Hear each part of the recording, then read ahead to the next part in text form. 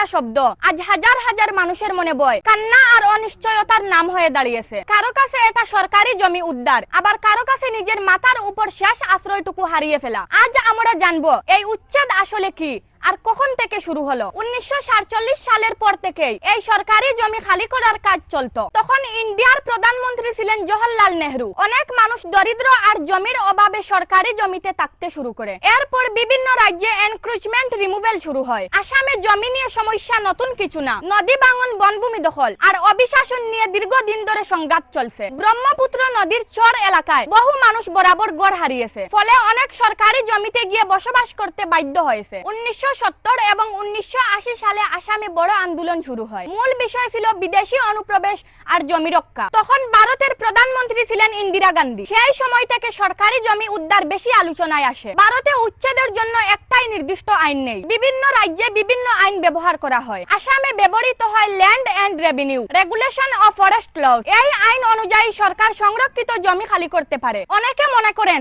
শুধু বিজেপি আমলে এই এডুকেশন শুরু হয়েছে, কিন্তু বাস্তবে কংগ্রেস আমলে বহু উচ্ছেদ অভিযান হয়েছে। বনভূমি ও সরকারি জমি আগেও খালি করা হয়েছে, তখনও বহু দরিদ্র পরিবার ক্ষতিগ্রস্ত হয়েছিল। 2016 সালে আসামে বিজেপি সরকার আসে। এরপর বড় বড় এডুকেশন ড্রাইভ বেশি আলোচনায় আসে। হিমন্ত বিশ্ব শর্মা মুখ্যমন্ত্রী হওয়ার পর অভিযান আরো জোরালো হয়। সরকার বলেছিল সরকারি জমি উদ্ধার করা হচ্ছে। 2021 সালে দরং জেলার শিপাজার এলাকায় বড় উচ্ছেদ হয়। হাজারেরও বেশি পরিবার ক্ষতিগ্রস্ত হয়েছে বলে রিপোর্ট আসে। সেখানে পুলিশ গুলি চালানোর ঘটনাও ঘটে। এরপর পুরো ইন্ডিয়া জুড়ে ব্যাপক বিতর্ক শুরু হয়। আসামের অনেক এলাকায় এডুকেশন ড্রাইভ রয়েছে, বিশেষ করে দরং, নোয়াগাঁও, হুজাই ও লক্ষিমপুর ফরেস্ট এরিয়াগুলোতে বহু অভিযান রয়েছে। এই বিষয়টা এখন বড় রাজনৈতিক ইস্যু হয়ে গেছে। এই প্রশ্নটা সবচেয়ে বেশি বিতর্কিত। অনেকে বলেন শুধু মুসলিম এলাকায় অভিযান হচ্ছে, আবার সরকারি দাবি যে এই অবৈধ দখলে থাকবে তার বিরুদ্ধে ব্যবস্থা নেওয়া হবে। অনেক এডুকেশন কোর্টের অর্ডারের পর হয়েছে, বিশেষ করে ফরেস্ট ল্যান্ড নিয়ে আদালত নির্দেশ দিয়েছে। আবার কিছু ক্ষেত্রে সুপ্রিম কোর্ট উচ্ছেদ থামাতেও বলেছে। মানে আদালতের ভূমিকাও এখানে গুরুত্বপূর্ণ। সব মানুষ শখ করে সরকারি জমিতে থাকে না, অনেকের নিজের জমি বা কাগজপত্রই থাকে না। কারো ঘর নদীর ভাঙনে হারিয়ে গেছে, আবার কেউ দরিদ্রর কারণে অন্য জায়গায় এসে বসবাস করছে। আসামে কিছু এলাকায় ট্রাইবাল বেল্ট হিসাবে সুরক্ষিত।